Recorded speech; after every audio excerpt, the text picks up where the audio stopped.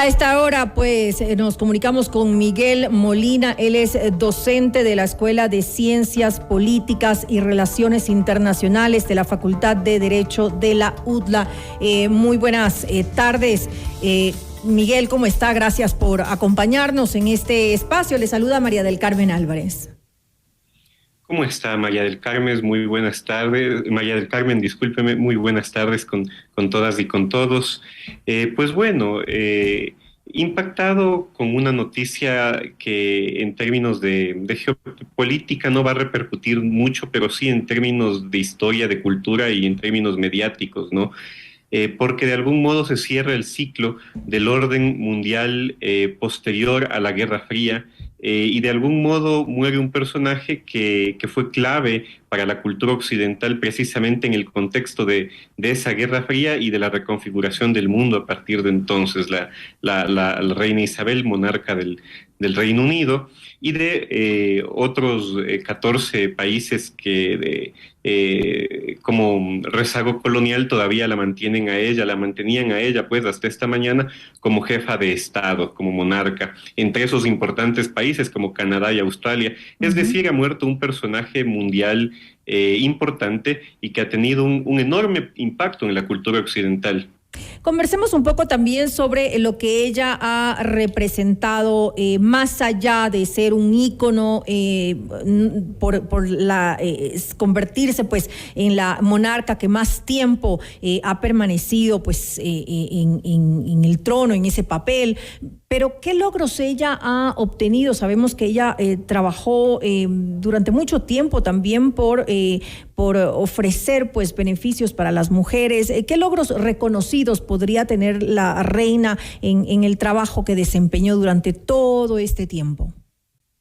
Bueno, hay que comenzar diciendo que el rol de una monarca occidental como ella es profundamente discreto, ¿no? y drásticamente simbólico. En ese sentido, las funciones de ella constitucionales fueron de orden protocolar, ¿no? Sin embargo, por su carisma también fue crucial el liderazgo que su imagen pudo haber encarnado. En ese sentido, el apoyo a ciertas causas, a fundaciones, a todo tipo de iniciativas, como por ejemplo los derechos de las mujeres, fue importante. Es muy probable que el accionar de la reina, sin embargo, estaba limitado por su rol constitucional, que es un rol simbólico, ¿no? Tampoco ella podía ser una activista, tampoco ella podía pronunciar opiniones realmente contundentes frente a los grandes temas de la lucha por los derechos, ¿no es cierto? Sin embargo, la misma condición de ella como mujer ha sido interesante en la configuración del mundo de los últimos 70 años. Ella, en el año 52, con la muerte de su padre, hereda la corona de lo que fue el imperio más poderoso de la humanidad hasta la Segunda Guerra Mundial, ¿no? Y la hegemonía en ese momento cambia hacia los Estados Unidos, pero ella hereda un imperio que con el tiempo y por la coyuntura del mundo se fue desmembrando. Gran parte de los países que estuvieron bajo su batuta ganaron su independencia en estas 7 décadas de su corona. Y ella, sin embargo, siendo mujer, encarnó de algún modo ese liderazgo nacional, ese liderazgo colectivo, que en los momentos de crisis para el Reino Unido, las crisis económicas, la crisis militar que tuvo en el enfrentamiento contra Argentina, donde de algún modo Argentina es derrotada por el Reino Unido, ¿no? La imagen de ella siempre estuvo presente en la nación como una referencia política, cultural y del liderazgo. Algo que es interesante como anécdota para un poco dimensionar simbólicamente el rol de la reina en estas 7 décadas. Cuando muere su padre en el año 52, ella no puede, porque la tradición es así, en el momento de la muerte de un monarca, no es coronada inmediatamente, sino a lo largo, varios meses después, ¿no? Casi un año después. Y algo muy interesante es que el 29 de mayo del año 53, del año siguiente a la muerte del rey Jorge VI, se da la primera ascensión al Everest, ¿no? Quien protagoniza ese momento medular de la historia del montañismo es Edmund Hillary, un montañista neozelandés, y el Sherpa Tenzing Norgay. Eh, la noticia llega a Londres porque ellos tuvieron luego de subir al Everest que bajar y llegar a Katmandú y mandar, ahí salieron los cables de noticias para el mundo occidental. La noticia a Londres del ascenso de Hillary al Everest por primera vez en la historia llega a la mañana de la coronación de la reina Isabel, que fue el 2 de junio del 53, ¿no? Y la sociedad pensó que el poder haber puesto un miembro del Imperio Británico los pies sobre la cima del Everest iba a ser un buen augurio para la reina. En el fondo, lo que ha pasado 70 años después es que se convirtió en la monarca más longeva y la que más tiempo ha preservado una corona en el Reino Unido y en las monarquías europeas, ¿no? Algo que me parece que es importantísimo, María del Carmen, es entender también el rol de ella en la cultura de la libertad, ¿no? Sin pronunciar palabras, teniendo un rol totalmente discreto.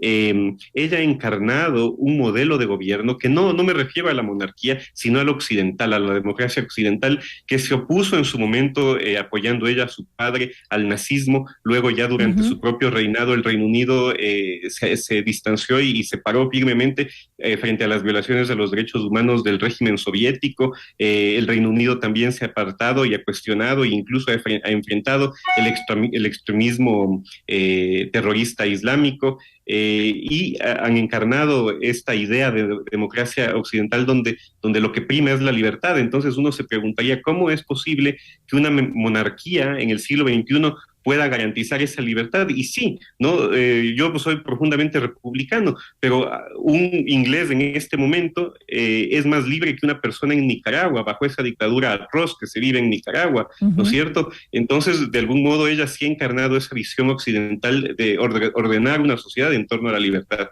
Además, tomar en cuenta su participación, por ejemplo, en la Segunda Guerra Mundial, que también ha demostrado esa fuerza de carácter de la reina. Ella se convirtió en el primer miembro real que se enlistó pues en las Fuerzas Armadas con tiempo completo. Ella formó parte pues justamente del servicio auxiliar de mujeres como segunda teniente, y eso es pues algo que no se había dado con anterioridad.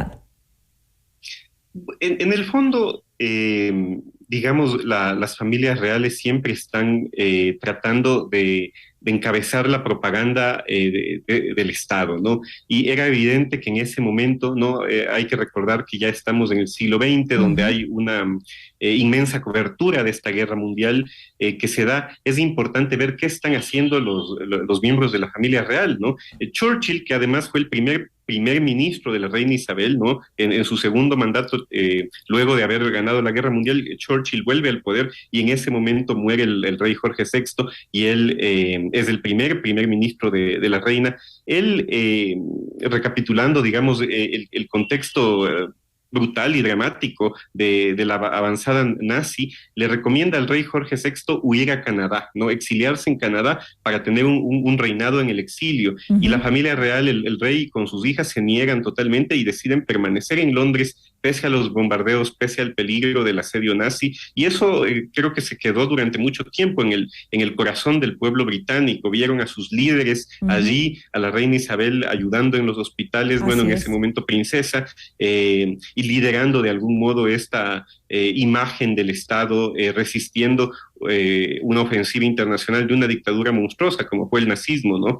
Es importante, realmente muere una figura histórica que encarna el siglo XX, en alusión a su tatarabuela, la reina Victoria, la podríamos llamar hoy la abuela de Occidente. A ella se la conocía como la abuela de Europa.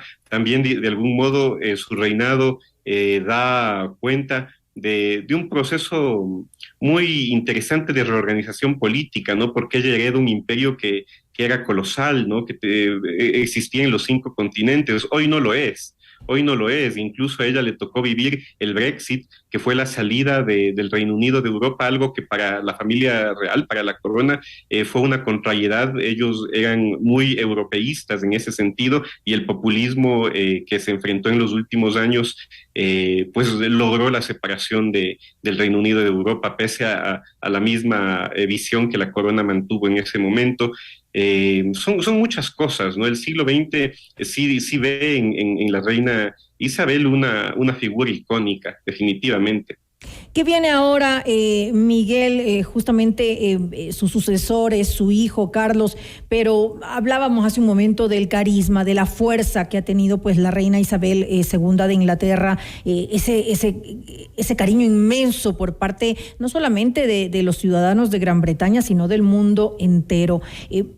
Carlos, ¿podría de alguna manera pues sucederla en forma exitosa? Es decir, podríamos tener a una figura también importante para el mundo en él, o tal vez no tiene él ese carisma que justamente se va con la reina Isabel.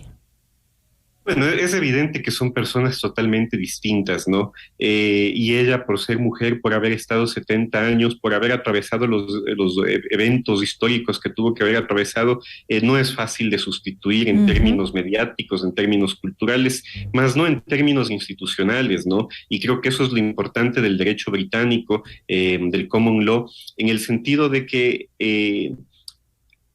es la monarquía occidental que más tiempo ha sobrevivido. Tiene casi 1000 años, ¿no? Y en todo ese tiempo ha habido figuras históricas como el rey Enrique VIII, que separó a Inglaterra de la esfera de influencia de la Iglesia Católica. Otra figura colosal fue la reina Victoria, que fue tatarabuela de la reina Isabel, y que de algún modo encarnó al imperio más grande de Occidente en el sentido de una cultura que se transmitió al mundo y que también colonizó violentamente al mundo, y eso hay que decirlo, ¿no? La reina Isabel pertenece a una visión hegemónica que de algún modo colonizó gran parte del sur global y que se enriqueció a su imperio a partir de eso, pero me parece que más allá de este punto, digamos que es histórico, ella es una pieza dentro de esta cadena que es la historia de la monarquía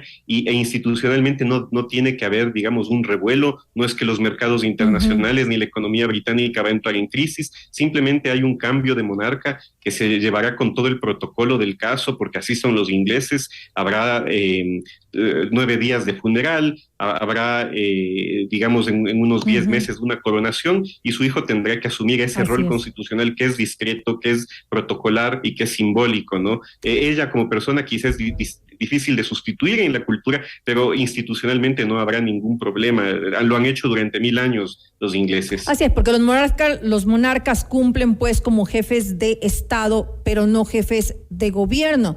Es decir, en el ámbito político ellos pues no pueden opinar, digamos, no pueden intervenir. Eso lo hace pues obviamente el primer ministro. Sin embargo, el primer ministro tiene que presentar su dimisión, ¿es así? Y además ser presentado cuando inicia y toma ya el gobierno. Sí, la actual primer ministra, en un momento, digamos, muy icónico, que es hace unos pocos días, fue al castillo del Balmoral a a presentarse ante la reina Isabel, y ese es el acto constitucional de inicio de un gobierno, cuando el monarca recibe a quien obtiene el apoyo político en el Parlamento, y el acto jurídico formal de inicio del gobierno es que el monarca le pida que organice un gobierno, ¿no? Y eso acaba de suceder hace unos pocos días, lo cual hace que la reina Isabel, desde Winston Churchill, un héroe de la humanidad en la Segunda Guerra Mundial, hasta la actual primera ministra, conoció a 15 primeros ministros que organizaron gobiernos para el Reino Unido de Gran Bretaña e Irlanda del Norte. Es icónico, ¿no? Ahora esta primera ministra se inaugura en sus funciones como gobernante del Reino Unido, teniendo que organizar el funeral de la jefa de Estado. Es un funeral que ya está de algún modo organizado desde los años 60 en la Operación Puente de Londres, que se está ejecutando en estos momentos, pero no deja de ser histórico para ella tener que asumir al país en este momento, ¿no? Además del tema de cultura política, va a ser interesante porque ella por su carisma sí encarnaba un apoyo colosal de su pueblo. Vamos a ver si logra su hijo poderla suceder. Además es un hombre mayor, tiene él también, digamos, más de 7 décadas y no sabemos tampoco cuál será el estado de su salud. Seguramente reinará algunos años y luego vendrá el nieto de la reina Isabel, William, ¿no? Algo que sí me parece que es importante que la audiencia conozca en términos históricos es que ella no estaba destinada, como usted lo mencionó, María del Carmen, en la introducción, a ser heredera a la corona y mucho menos reina, ¿no? Era su tío, el rey... que abdicó.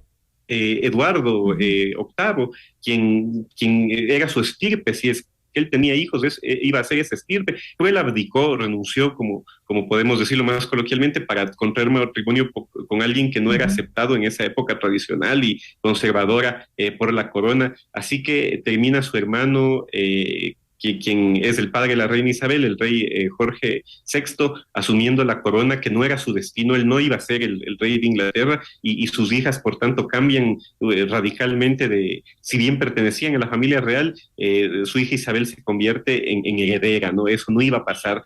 Y ella lo asumió 7 décadas, renunció a todo para lograr cumplir su rol como jefa de Estado. Uno puede ver en la serie de Netflix, The Crown, La Corona, que dirigió, que escribió, ¿no?, Peter Morgan, y con unas actuaciones impresionantes. A la reina Isabel la encarna Claire Foy y Olivia Colman.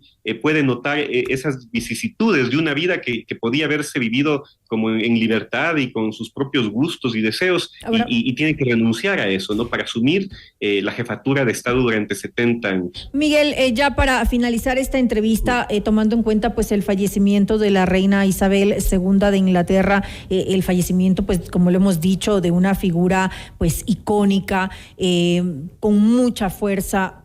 ¿Qué podemos esperar para el futuro? ¿Tiene realmente futuro la monarquía? Es una pregunta muy interesante, María del Carmen, muy, muy interesante. Yo sinceramente creo que la manera contemporánea en la cual constitucionalmente se puede concebir la organización del poder y de una sociedad es la república, definitivamente. Pero otra vez, volvamos al concepto de Javier Cercas, que es un gran escritor español, y él es el que alguna vez en una entrevista me dijo: ¿quién es más libre en este momento? ¿Quién goza de más derechos constitucionales? ¿Un nicaragüense bajo la dictadura atroz de Ortega, o un inglés, ¿no?, que tiene una monarca, pero que hay un sistema de derechos que realmente garantiza los más elementales, las más elementales prerrogativas que tenemos como seres humanos para la vida pública y privada? Y me parece de algún modo que las monarquías en general tienen los días contados a largo plazo, aparentemente, porque parecería que la democracia y la república son los conceptos sobre los que se va a organizar el poder en el futuro. Ojalá, ese es mi deseo y mi esperanza, pero no creo, digamos, que el Reino Unido sea una oposición a eso con su monarquía. Es una monarquía constitucional, democrática, y que algún momento se puede terminar, ¿no? Pero habrá dejado un país que se organizó durante 1000 años y que en los últimos siglos logró dotar de derechos, logró sin tener constitución escrita, logró darle a sus ciudadanos derechos constitucionales, de una tradición constitucional y un modo de organización al poder donde el límite al poder es el derecho del ciudadano. Y con eso pues me quedo. Quiero agradecer a Miguel Molina, él es docente de la Escuela de Ciencias Políticas y Relaciones Internacionales de la Facultad de Derecho de la UDLA. Nuevamente gracias por acompañarnos en este espacio, Miguel. Muchas gracias.